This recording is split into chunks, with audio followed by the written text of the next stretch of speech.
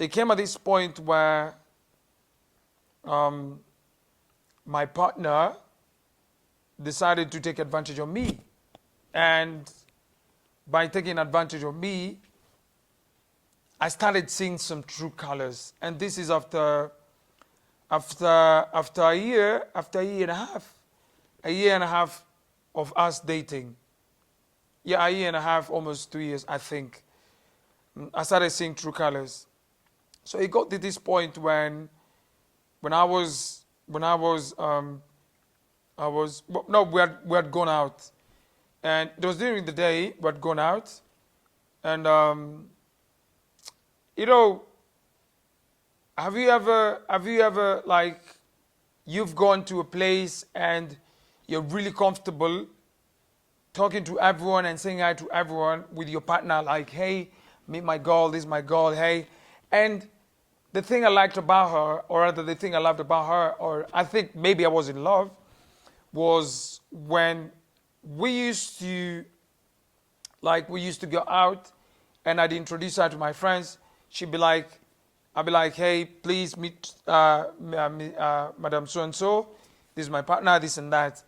And when we used to go out with her, she would like introduce me to the so-called older friends, because I never met her younger friends. So that was one of the weirdest, like, kind of red flag from distance.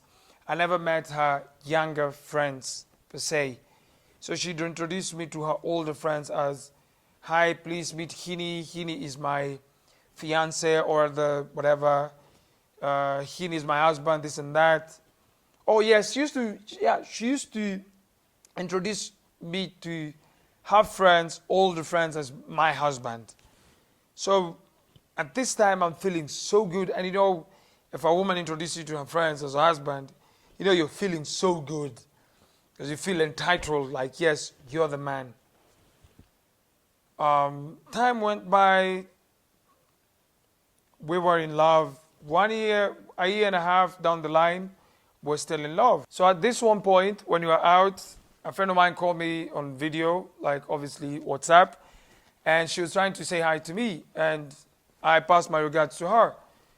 I didn't take it as something wrong, because it's normal for me to just, a female friend calls me and I tell them, hey, I'm here with my girlfriend and we're having a good time. So I didn't see it. So on that day when we went home, now this is when things took a turn. We go home nicely. We're driving, heading home, entered the house, showered. I sat down, started watching a movie, Netflix and all that, just to refresh how the day was. And she called me and told me, hey, babe, we need to talk. I'm like, we need to talk. So before we started talking, I got slapped, and she slapped me. I'm like, why are you slapping me? And she slapped me to a point where I remember, if I can recall, I got slapped by a woman, or rather a lady, way back when I was still in primary school. And at that time, we were playing around, and she was in crutches. And I took one of the crutches is when she slapped me. That one I can recall very well. But I've never been slapped by a woman. So she slapped me. I'm like, why are you slapping me? I was like, who's that lady who called you on video call? I was like, what do you mean? Yeah, who's the lady who called you on video call? I was like, she's just a friend of mine. Is there a problem? I was like, yes, I have a problem because you're flirting with her. And I was like, hey, I can even open my phone and show you that there's nothing. There was nothing going on between me and her. She just called me to tell me to just check up on me and know how I'm doing. That night, the house was in chaos. Now, that's when we started fighting. And in my entire life, I've never laid a hand on a woman. And that one I can testify. I've never laid a hand on a woman, like 100%. So I remember this time, she started being violent. The relationship started being toxic the minute she slapped me. And that's when I started seeing her true colors. There's this time when she slapped me. That day, I was in love. Yeah, you slapped me and all that. It was violent. And I think the next day, I woke up and she was like, hey, babe, good morning, blah, blah, blah. You know, breakfast was prepared, you good, this and that. And then she would do things, you know, those manipulative kind of, like she would do things to manipulate you, and then she would do things to gaslight, you know, like she'd make you do something, or rather she'd make a mistake and then come back to you, making you look like a victim. And that's the same thing that used to happen, gaslighting and manipulating and all this, being manipulated in a relationship. And the toxicity in this relationship kind of grew to a point where I felt so bad, but I couldn't tell anyone. Like I couldn't tell, not even my brother, my sister. It was so toxic to a point I couldn't even share it with my friend. So at this one time, the fights continued being fights and fights and fights. And for the first time on this camera, I'm telling you that I was a victim of toxic relationship. And toxic meaning a lady used to beat me up. And it's not like she was older than me. She was younger than me. And the fact that I couldn't lay a hand on a woman, because I get to a point, I think for me, I get to that point where I get pissed, I get agitated, or rather the level of anger can make me hit you, or rather hit a woman, and you can easily hit someone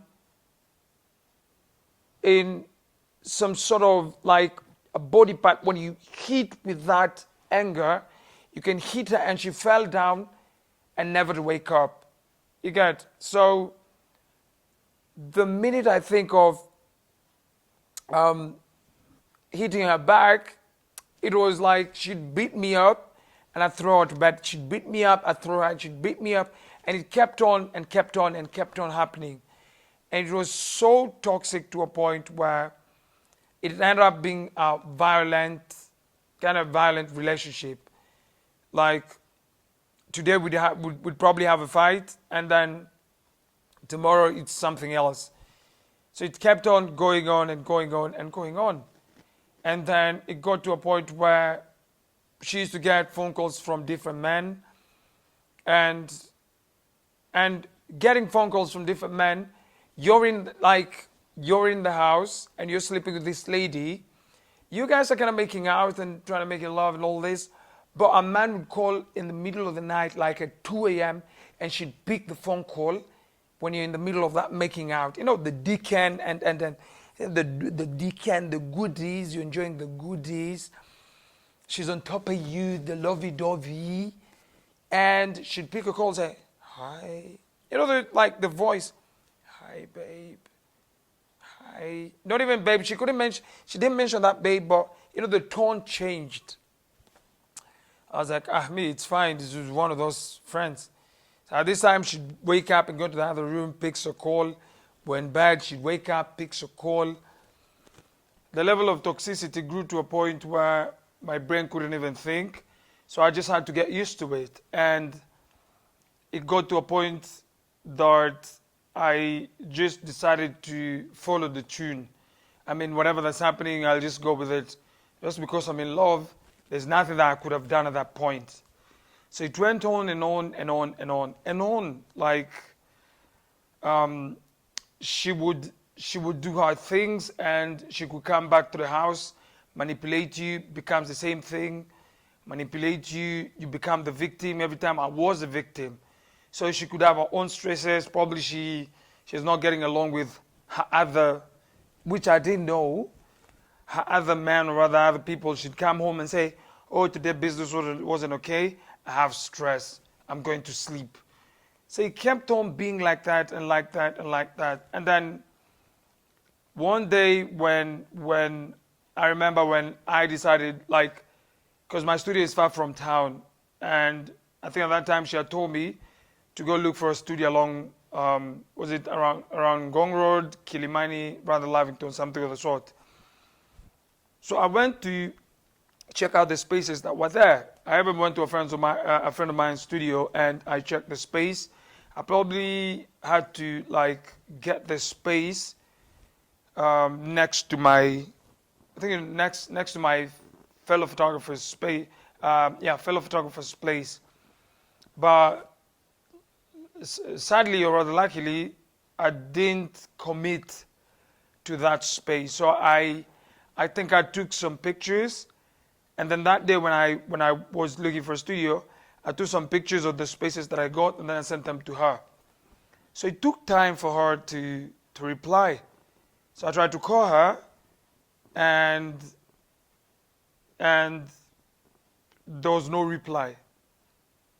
I think at this time, when you call your girl and she's not replying, you feel some type of way. So I called again, she didn't pick. So later on, she texts me and tells me, hi, I'm not feeling well. So this is when I feel like things were not okay. So when I got to the gate, it took time for the security guards to open. So I had to hoot, and they later on opened the gate. And I remember when I was driving to the parking lot, they were looking, that fast glance where the security guard looks at you. So I kind of felt like something was fishy. So I was like, it's fine. Let me just park the car and go straight up to the house.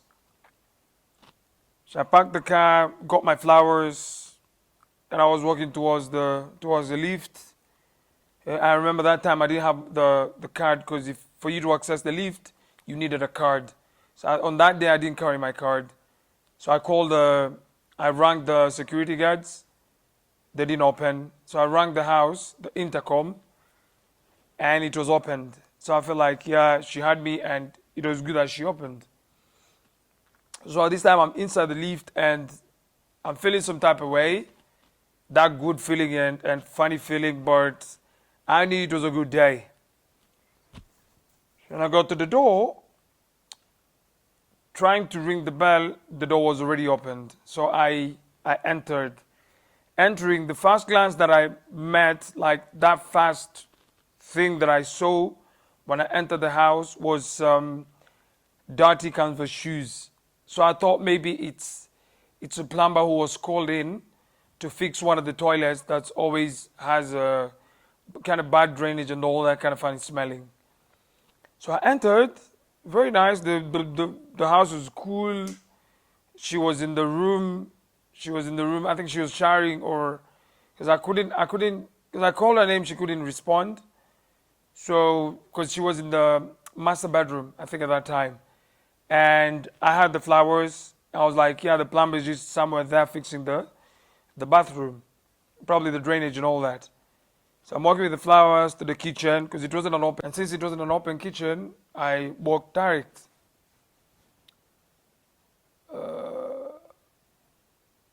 And this was the most shocking thing that I've ever experienced in my life.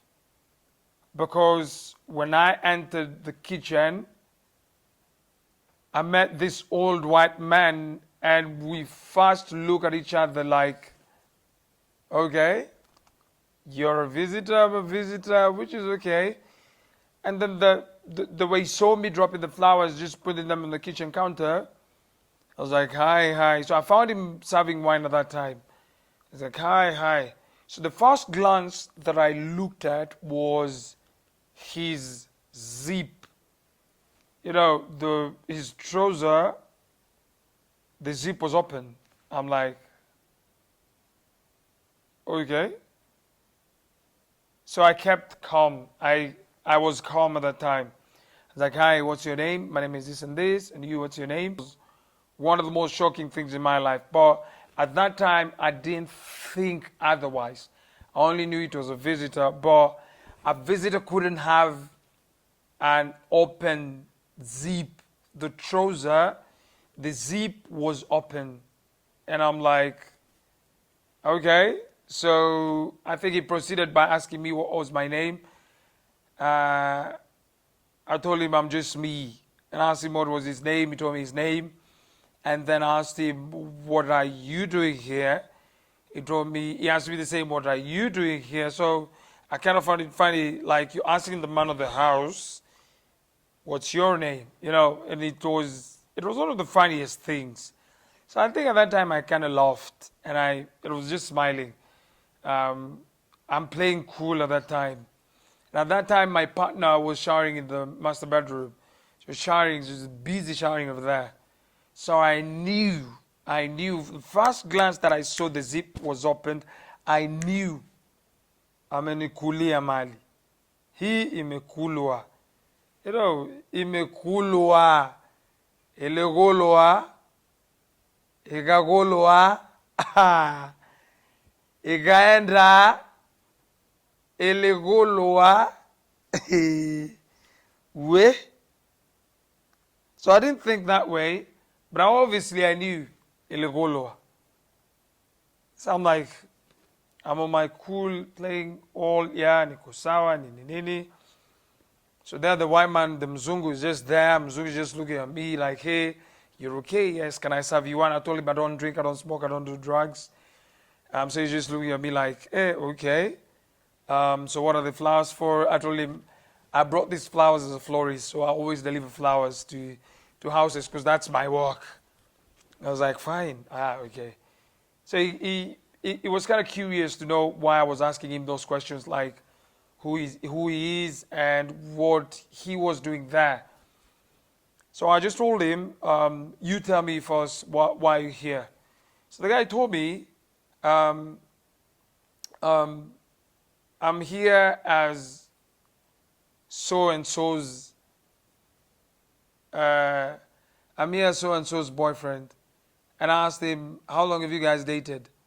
We've dated for a month. And how did you meet? How did you guys meet? We met on Tinder. Ha! At this time, I'm boiling to a point I didn't want to hear anything. Like, no one would tell me anything, like anything. So I was like, it's fine. So you've already told me your side of the story. So I want to hear it from the horse's mouth.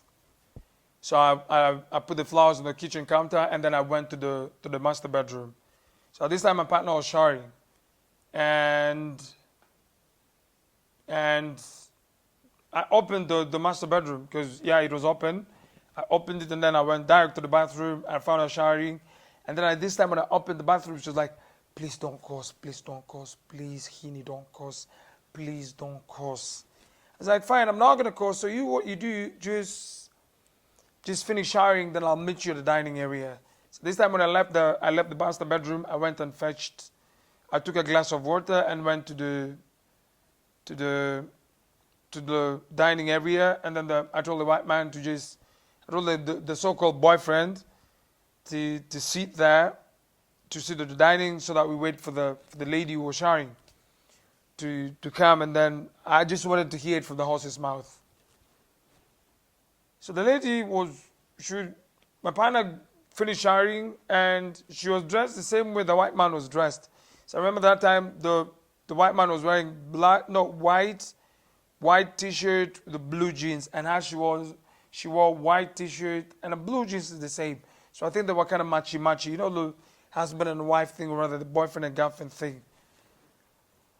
So I'm just sipping water, I'm drinking water, I'm in my cool, I'm just looking at the white man, nothing. But in my heart, I'm all gassed up. I'm boiling to a point like, you're not going to tell me anything. I just want to hear what I want to hear. So my partner finished dressing up. She dressed up, came to the dining area. And I remember that time, the white man was just cool. And that time he went to the balcony to just smoke a few cigarettes and came back to the dining. So we had a sit down. So at this time, my partner came and sat on the dining. So we were facing, all of us. She was sitting on the front. The white man was facing me direct, and then my partner was on my right side. So I told her, okay, so I've heard from Mr. So and so. So I want to hear it from the horse's mouth. Tell me how you guys met and tell me about him. Um, she just, she directly looked at the white man and then turned to me and told me, um, this is Mr. So and so, and this is the man that I've decided to date. I decided to go back to white men because you black men don't do shit. Ah, Yani, I lost it. I lost it, and I remember that time I lost it to a point where the glass that I had, the glass of water that I had, I broke it. And I remember this time I was ranting to a point, all the neighbors came to that house and they opened the door and everyone, it was like, it was chaos.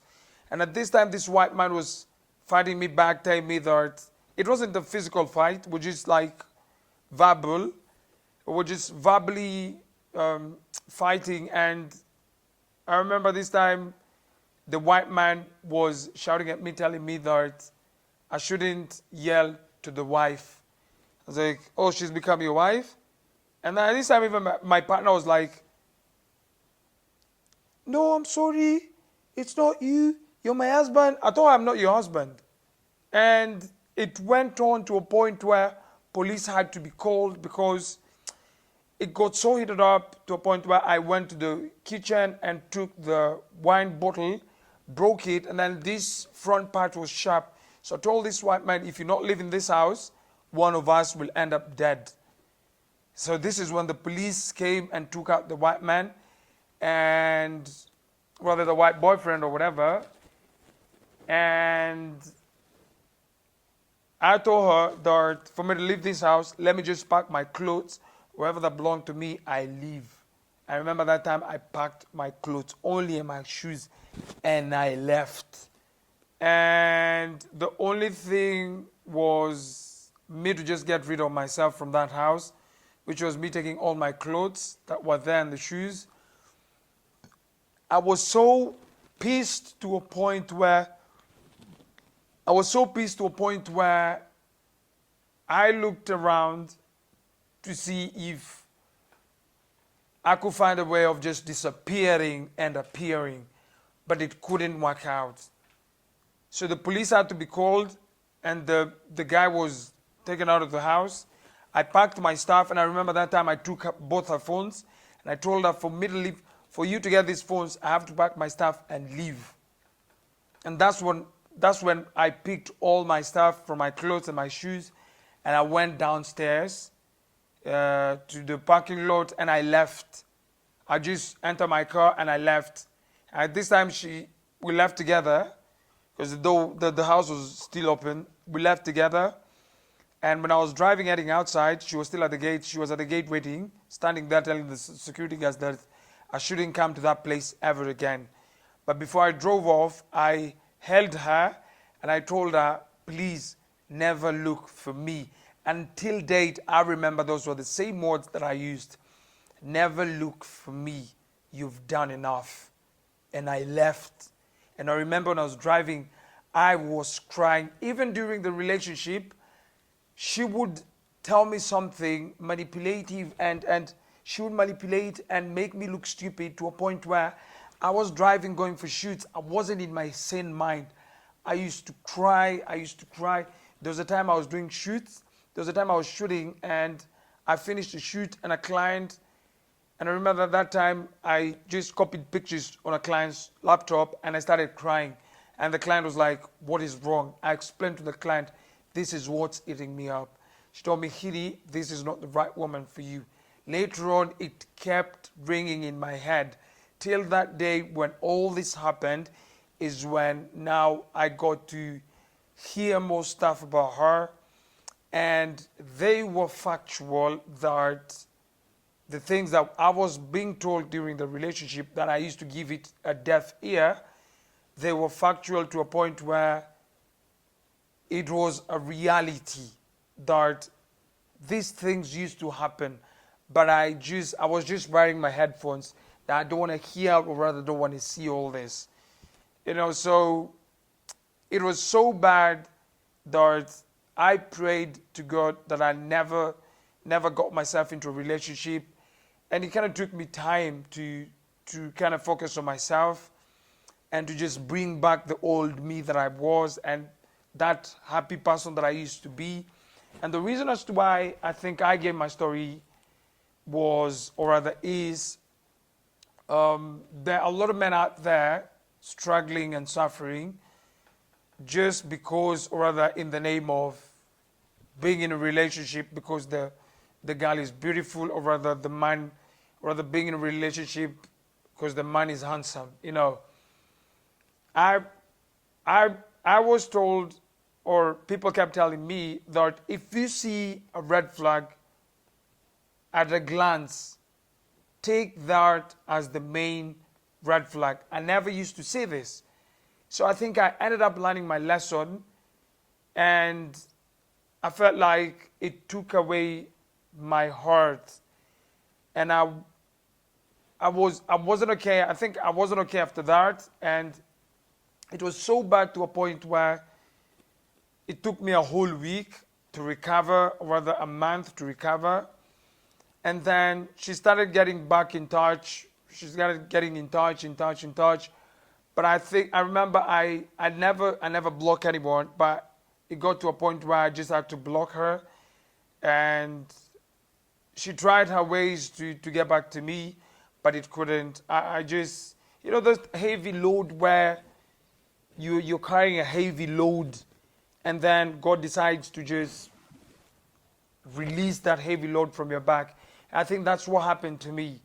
When that heavy load was released from my back, I ended up being, I would lie to you, it was the saddest thing in my life. It was one of those saddest, I've gone through a lot in my relationships, but this was one of the saddest. And for me to tell a story, it got to my heart, body and soul. That point where umekuliwa sketi, and I feel like a lot of men out here, you go through a lot, but you're not able to talk about it. And I feel like you need to talk about it. A lot of men are going through, they say women are the only ones who go through gender-based violence. I feel like there are men out there who go through violence. And you find this man being beaten up. I was beaten up in a relationship, and I can testify that I was beaten up in a relationship, and I used to be beaten up in a relationship. That I can't even shy away from saying. And the reason as to why I couldn't talk about it, it was because if I could tell someone, or rather if I tell a fellow guy, or rather a lady friend, that my girlfriend used to beat me up, I'd be a laughingstock. But I feel like right now I'm able to talk about it because as good as you walking away. Because nowadays you find someone, like we hear stories of people who've killed their partners, people who committed suicide just because of a relationship, people who've got depressed because of a relationship. And I think I got to a point where I was almost depressed, but this time I didn't want it to take a toll on me. So this is just to encourage someone who's going through the same to just sit down with yourself and analyze your life. Is this where I am, or rather what I'm doing, or the person that I'm with, is it worth my time? It can be in your marriage, it can be in your dating life, it can be maybe you're seeing someone. I feel like if you see some signs of some red flags and someone manipulating you in a relationship and taking advantage of you, and I would advise you 100%, talk her. Just leave. It's as good as leaving than ending up being there, or rather being there and you lose your life, or you end up not being in your sane mind. So I would advise you, if you're going through the same that I went through, obviously this story was long, but I had to shorten it, not to get into details and all those kind of TMIs, because it would have been probably an hour, 2 hours, 3 hours. It's long. but I had to kind of make it short for people to understand that we men go through the same. Men go through the same as women being beaten up in a relationship. I got beaten up in a relationship and I never raised my hand on that particular woman that I had in my life. So that's been my story. That's my story. And I'm glad that I shared with you guys. If you have any story that you want to share, please, you can comment on the comment section, like, subscribe. You can always reach me, or rather you reach us on Instagram at Heaney Unfiltered. Share your story. If you don't want to be on the camera, I can say it, rather I can rate it on behalf of you. If you don't want to feature on a video, then we can always do a podcast where it's only audio, and we're probably going to share it on different platforms from Spotify to Apple and all that, and even Google and all that. So feel free to reach out. This has been Heaney Unfiltered, and thank you guys for watching. It has been a pleasure, and it has been a pleasure telling you my story. And I don't want you guys to use me as an example. I was just telling you guys my story so that maybe a friend of yours or you're going through the same might be suffering or rather going through something that you're not able to control. So just encourage them and tell them it's not the end of the world. And yes, that has been Heaney Unfiltered. And thank you guys so much. Please like, share, subscribe, comment, and share with your friends and more friends and more friends. Peace in the Middle East, guys.